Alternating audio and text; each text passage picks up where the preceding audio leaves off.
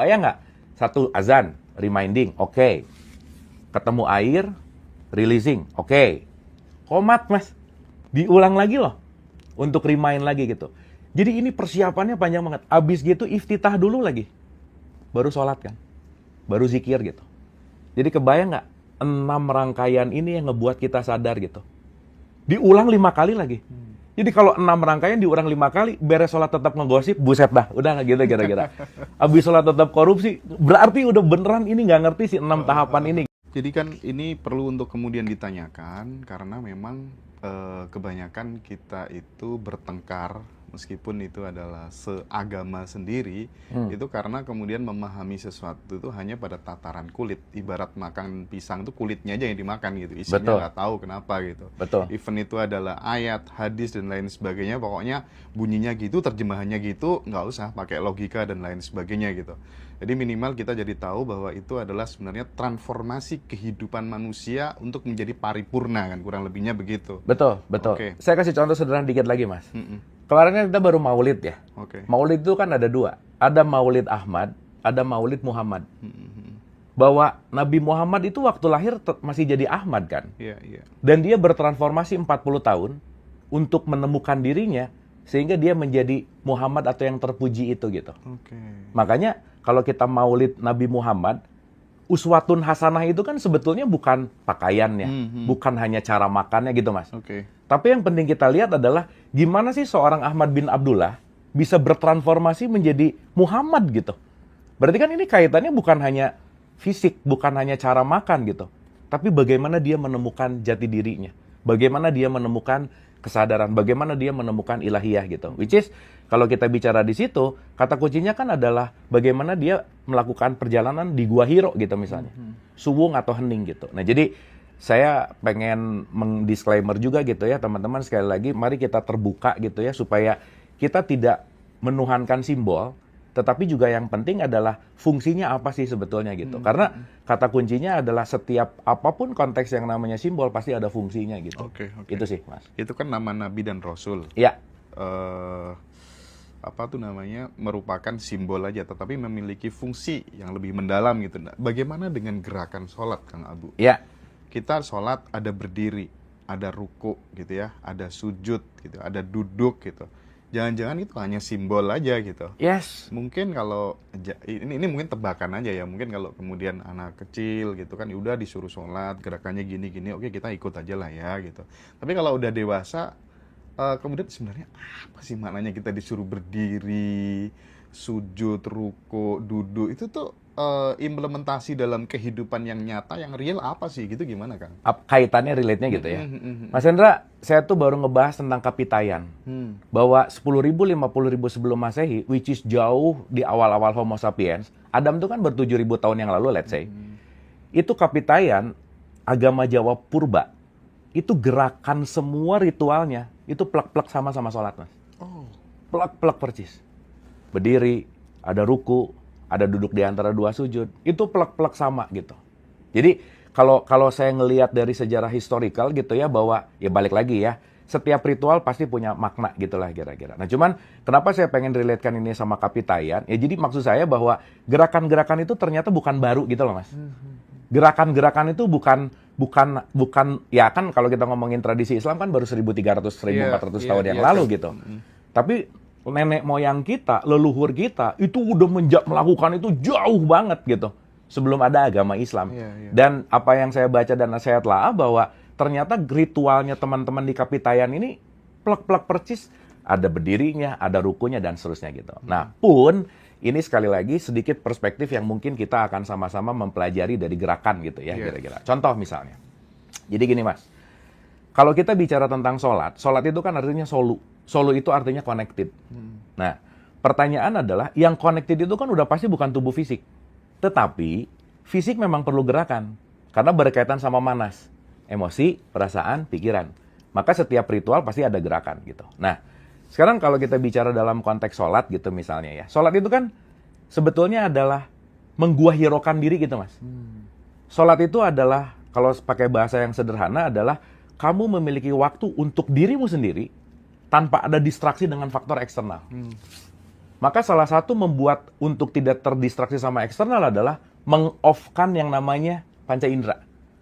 Makanya pendengaran, penglihatan, pikiran, semua itu di-off gitu. Jadi kalau mau bicara, coba Mas bayangin ya. Ini sama kayak meditasi sih Mas. Nggak mungkin orang tiba-tiba duduk meditasi yang pernah kita cerita. Ya. Sama kayak sholat Mas. Maka pertama azan dulu. Pendengarannya dikasih reminding dulu. Oh oke. Jadi mau ke sholat itu panjang nih. Habis azan, wudhu. Berarti wudhu itu apa? Ngecek semua software maupun hardware. Makanya ketemu air. Ingat 80% diri kita adalah air. Air itu adalah konteksnya back to the nature dulu deh. Once semua energi kamu dalam vibrasi yang negatif, kamu balik dulu ke air untuk apa? Itu untuk melakukan netral gitu. Makanya kalau nggak ketemu air, ketemu tanah Mas. Karena ini dua unsur alam sebenarnya. Jadi banyak orang yang mikir bahwa wudhu itu adalah ngebersihin tubuh. Padahal kalau tanah dikemukain kan nggak bersih gitu. Tetapi concernnya adalah artinya grounding gitu Mas. Turunin semua vibes buruk. Konteksnya adalah begitu kamu ketemu air atau ketemu tanah, kamu releasing bad energy supaya itu menjadi netral gitu. Makanya 50% khusyunya sholat itu ada di wudhu. Kalau wudhunya nggak khusyuk, sholatnya pasti nggak khusyuk. Nah, kebayang nggak?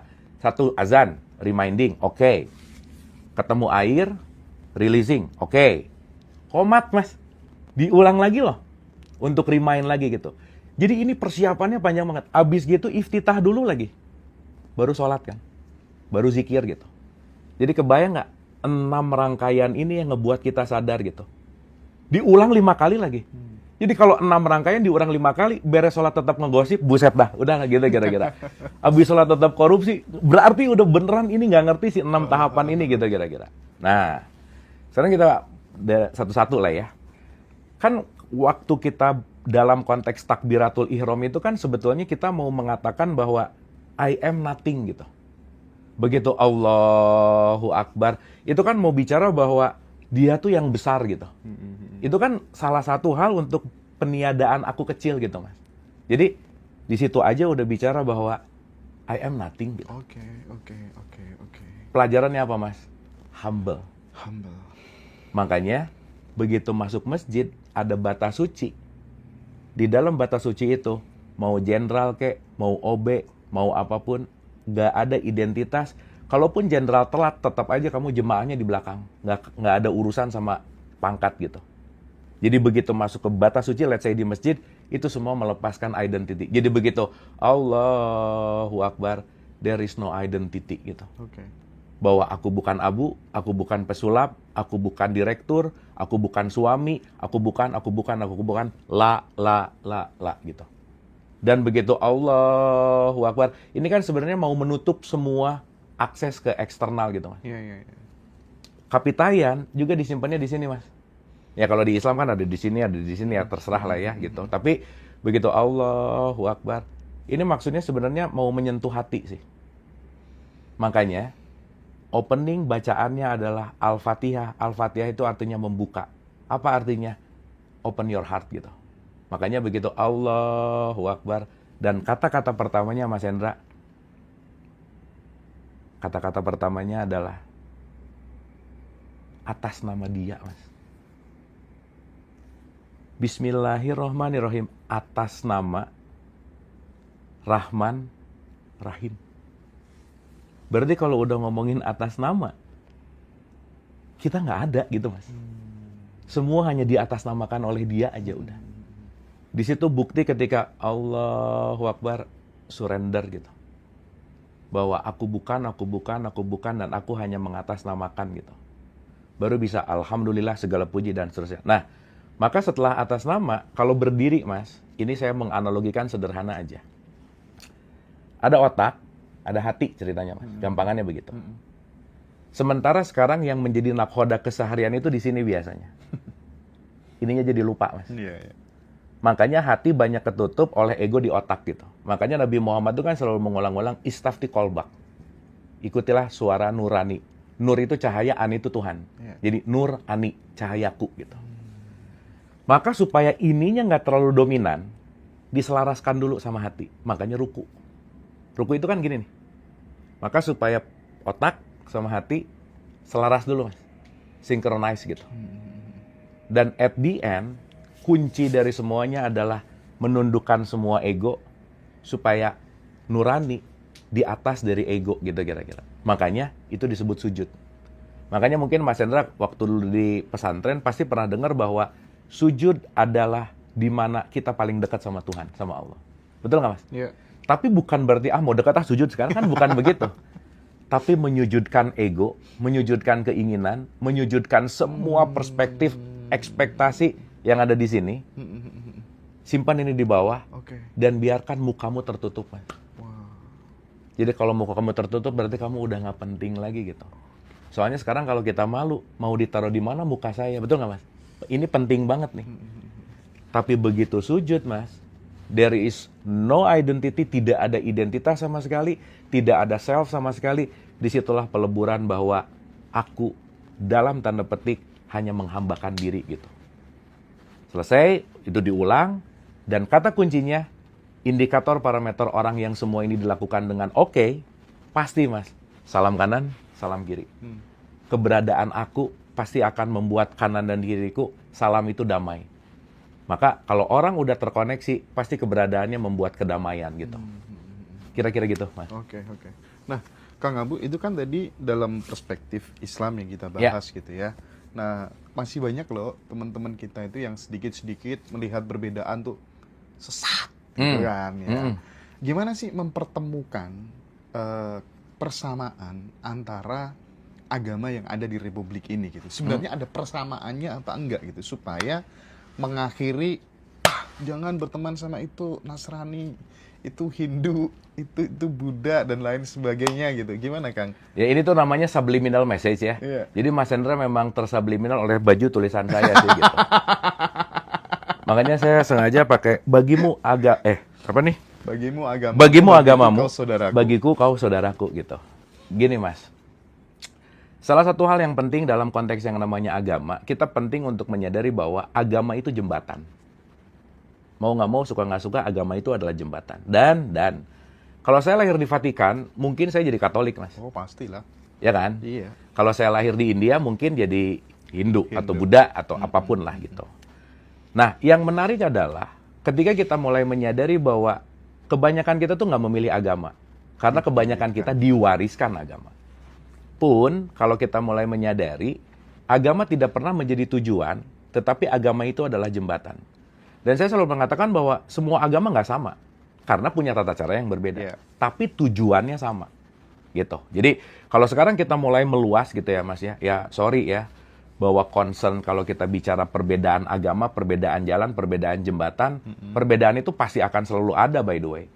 Tetapi kalau kita menyadari bahwa semua jalan menuju kepada titik sampai yang sama, saya rasa kalau kita ngelihat persamaannya, kalau kita ngelihat bahwa unsur pada akhirnya kita semua akan menuju ke tempat yang sama, disitulah kesadaran mulai muncul bahwa ego tentang agama, saya rasa penting untuk kita latih lagi gitu, untuk tidak mengedepankan perbedaannya, karena contoh aja, let's say dalam perspektif berlomba-lomba dalam kebaikan, Mas.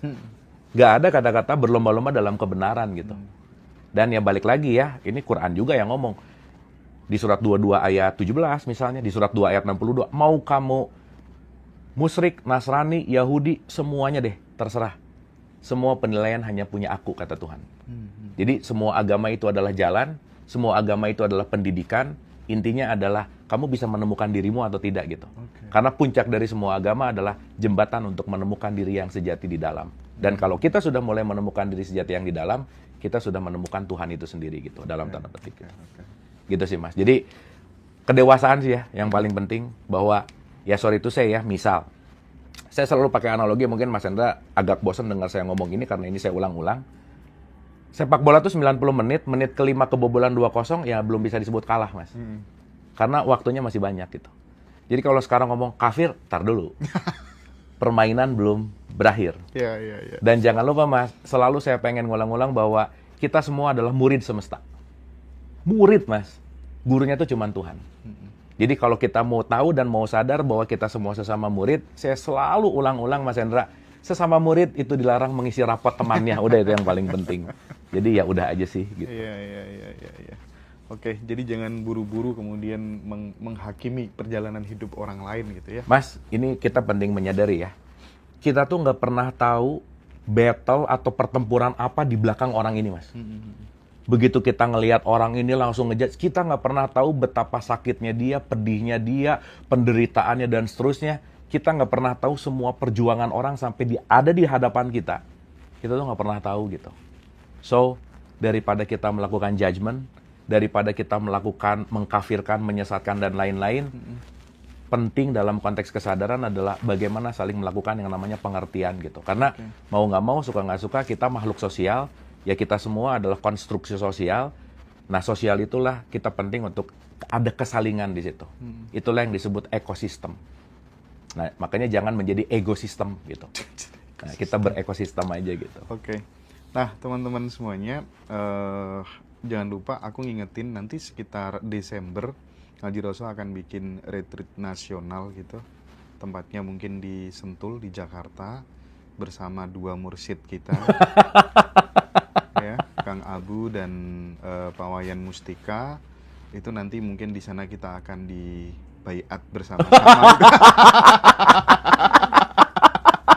Bahasanya ngeri banget nih. Kita akan dibayar gitu ya. Enggak, teman-teman. Jadi ini menarik ya. Ini merupakan potret nyata kebangkitan spiritual di Nusantara. Luar biasa. Teman-teman udah mulai aware gitu. Nggak beda-bedakan lagi. Mau dia Hindu, mau dia Buddha gitu ya. Mau dia Muslim. Semuanya ketika ditarik ke dalam itu ternyata ketemu persamaannya. Iya. Gitu ya, Persamaannya satu, Mas, manusia. Udah gitu aja. manusia. Kita semua manusia gitu. Oke. Nah, Kang Abu, sebelum nanti dilanjutkan sama siapa tuh namanya, Chef Citra gitu ya, karena yang Kita mau masak nih abis ini iya. ya. Karena yang sudah sampai pada makom Yakub Kang Abu gitu, kesimpulannya apa Kang Abu? Oke, kesimpulan pembicaraan kita ya. Ah, ah, ah. Satu gitu ya, bahwa kesimpulan diskusi kita saat di kesempatan ini adalah, teman-teman, jangan terlalu cepat mengambil kesimpulan apapun. Karena kita tahu bahwa hidup ini adalah dinamis gitu. Once kehidupan ini dinamis, maka ketika kita selalu berproses dan untuk selalu bisa hadir utuh di sini saat ini, di situ kita akan semakin meluas gitu. Bahkan ketika kita tidak terlalu cepat mengambil keputusan, dan yang paling terpenting adalah tidak ada yang namanya mindsetnya pada goals-nya gitu, pada hasil gitu. Jadi maksud saya adalah jangan buru-buru mengambil keputusan, jangan buru-buru mengambil kesimpulan, tidak meletakkan bahwa ini goal saya tuh atau tujuan saya tuh seperti apa gitu. Tetapi kata kuncinya, teman-teman, mari kita terus bertumbuh. Karena sebanyak-banyak yang kita tahu, lebih banyak yang kita nggak tahu. Lebih baik kita terus mencari tahu, membuka diri, membuka pikiran, dan membuka hati. Karena mau tidak mau, manusia itu debunya bumi. Bumi itu debunya galaksi. Semua library, buku sebumi raya ini kita makan dan kita tahu apa sih tentang semesta raya. We are nothing. Dan yang paling penting, teman-teman, nggak usah ngerasa penting aja. Itu yang paling penting. Oke ya, teman-teman, nice gitu ya, amazing pokoknya. Tontonan seperti ini penting untuk kemudian ditransformasikan ke semua orang supaya meminimalisir kebencian yang semakin meluas gara-gara akun Fufu Fafa.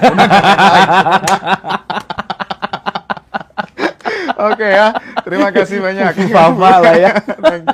Thank you.